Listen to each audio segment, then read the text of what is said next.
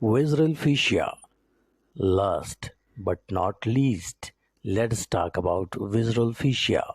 This is the deepest layer and covers all your body organs. Every organ has its own type of visceral fascia surrounding it.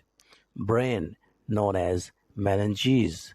Heart, known as pericardium.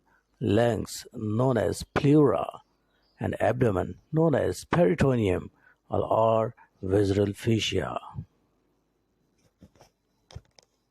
Visceral fascia.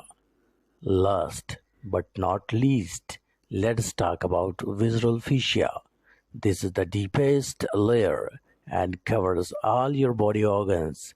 Every organ has its own type of visceral fascia surrounding it. Brain, known as meninges.